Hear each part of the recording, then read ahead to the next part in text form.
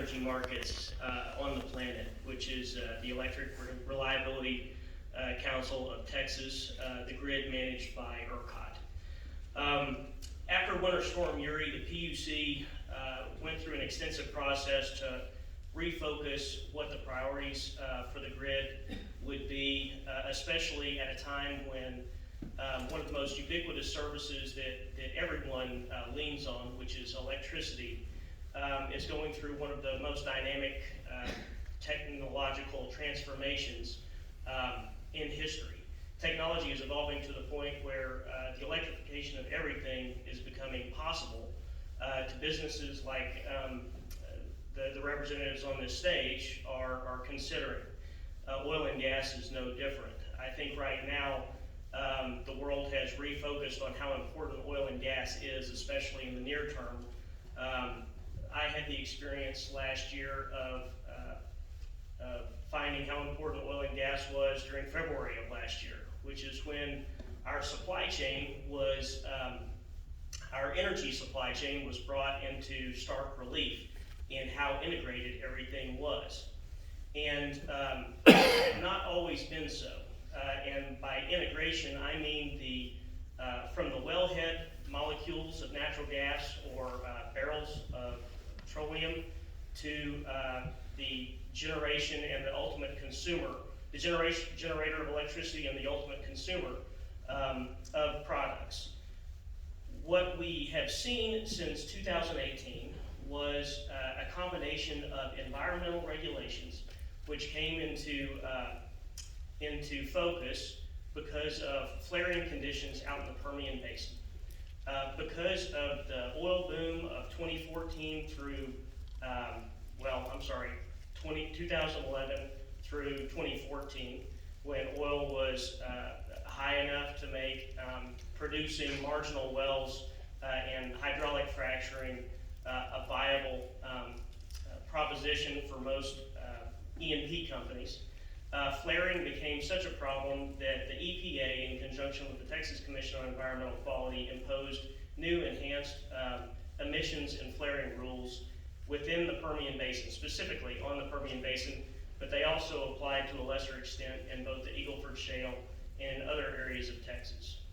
Unbeknownst to the Public Utility Commission, the electrification of that supply chain began to increase at a dramatic rate.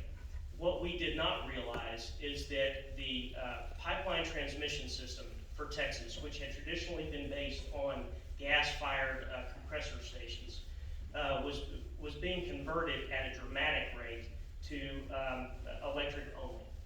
And those electric compressor stations account for a significant amount of megawatts.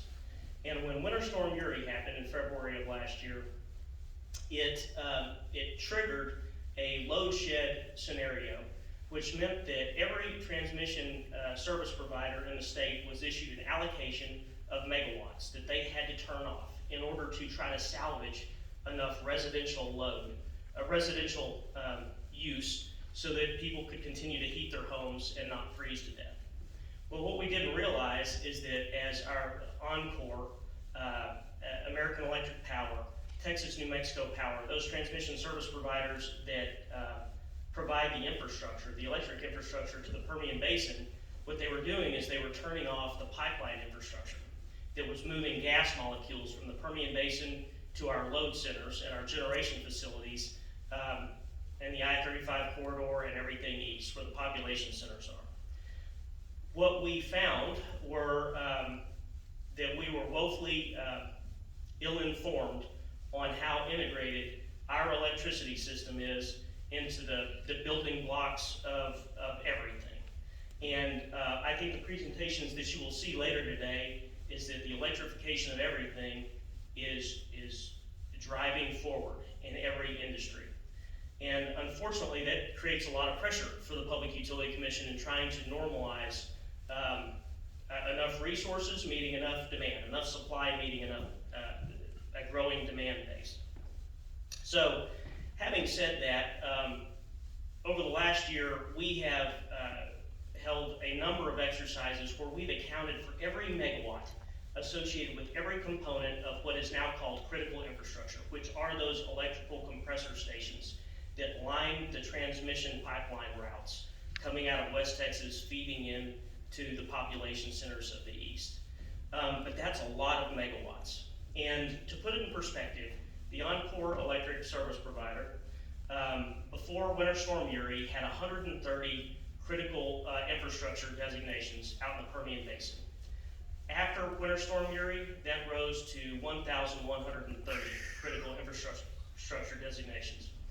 And for the purposes of this winter, the first question that the commission asked was, do we have enough megawatts after the critical infrastructure is taken care of to actually rotate outages for the residential population of everyone west of Abilene? And that in the event of another winter storm of any magnitude. This winter, we were able to satisfy that requirement and have contingency plans in place.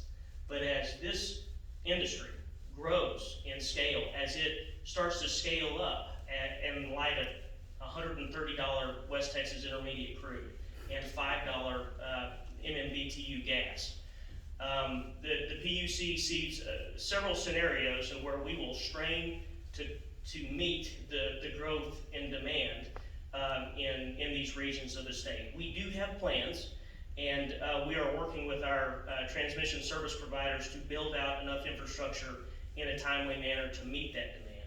But I think groups like this are absolutely essential to, one, manage expectations, and to talk about how far technology can come and at what rate, and what are the objectives you hope to accomplish before it starts having unintended consequences in other areas of life. So with that, I just want to offer food for thought on a number of key topics. One of the key aspects of the oil and gas companies meeting their ESG expectations is the ever-increasing electrification of the field. The ESG implications of electrification are straightforward, but conversion from inefficient diesel or natural gas to electricity, from gas motors and generators to electrically driven systems substantially reduces emissions. This is a net positive for the system, but you also have to evaluate the far-flung areas of Texas with little or no infrastructure that these oil fields are located in. Right now, the PUC, because we see these reliability conditions developing, has approved $2 billion in infrastructure enhancements in the Rio Grande Valley this year. Over the next 2 years, Encore, AEP, and Texas New Mexico Power are considering $1.5 billion in infrastructure investment in the Permian Basin and the Delaware Basin over the next 2 years. This is all in anticipation of trying to meet a load growth rate of a 30% increase in 2 years.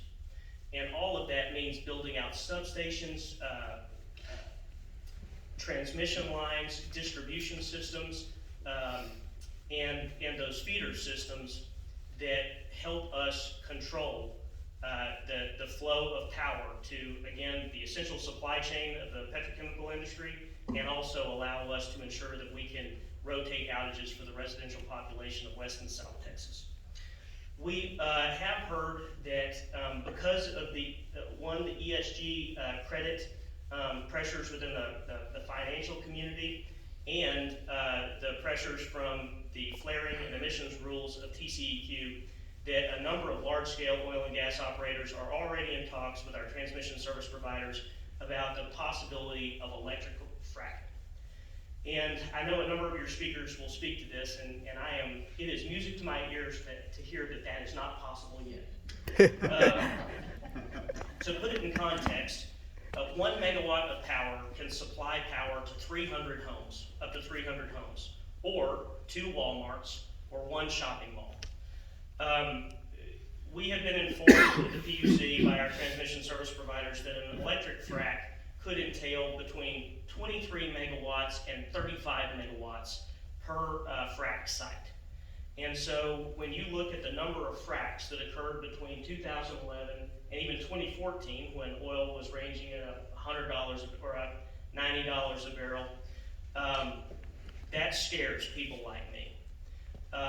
And we have to be innovative as regulators, but also collaborative with the industry that we are attempting to support.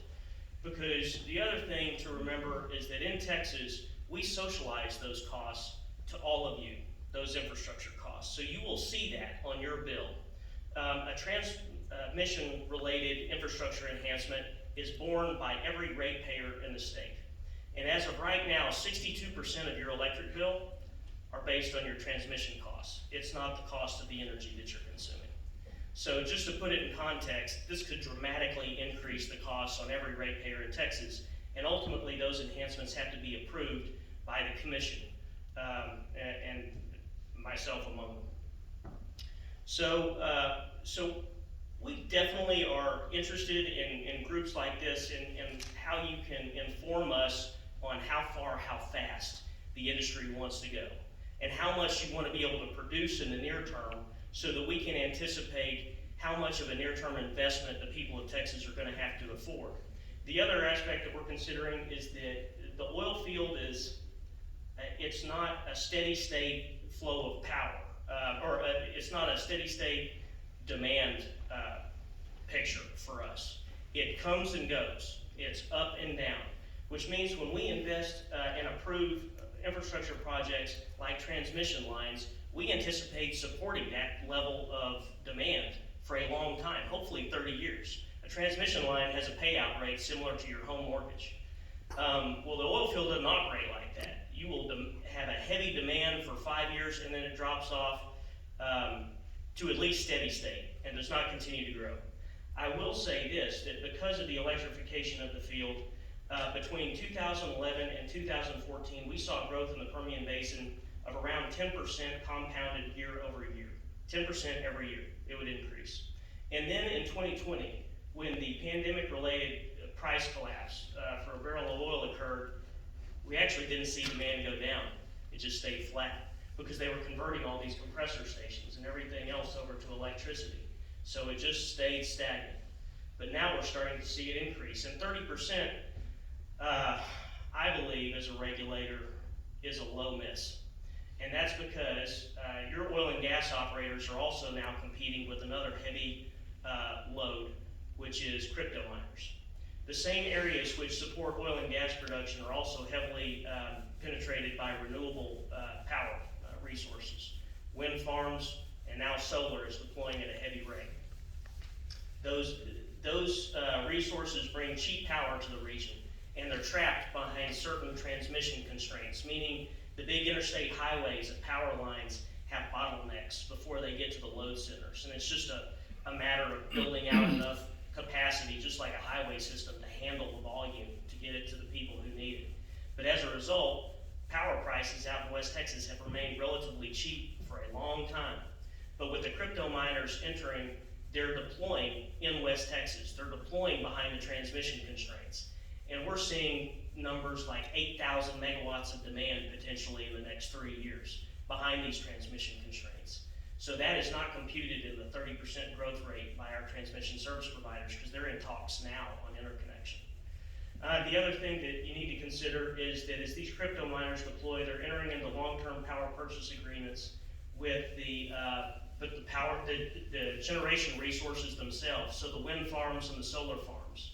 And when they enter into those long-term power purchase agreements, that means they are dedicating a percentage of the nameplate capacity of that wind or solar farm to that crypto mining facility, which means our grid can't count on it anymore.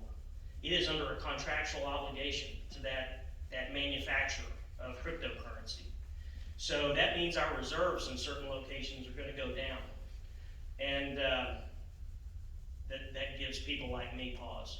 So at this time, we are developing a new forecasting program at both the Public Utility Commission and ERCOT so that we can get a better handle on how much load growth we can reasonably anticipate, what types of load between semiconductor manufacturers, which never want to be turned off of power, crypto miners who are building their facilities behind single source feeder systems that are directly co-located, acting as almost a cogeneration relationship with a solar or wind farm, and what that will ultimately do to our overall reserve margin, which the public is increasingly sensitive to, because nobody wants to go cold and dark in the middle of another February.